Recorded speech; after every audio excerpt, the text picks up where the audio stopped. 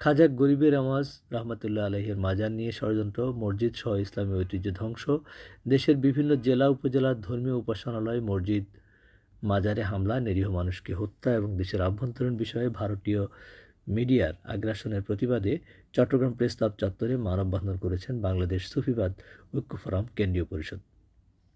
বিকালে আয়োজিত মানববন্ধনে সভাপতিত্ব করেন সংগঠনের কেন্দ্রীয় চেয়ারম্যান সাংবাদিক নূর মোহাম্মদ রানা। এ সময় উপস্থিত ছিলেন সংগঠনের কেন্দ্রীয় মহাসচিব মাস্টার মোহাম্মদ আবুল হুসাইন।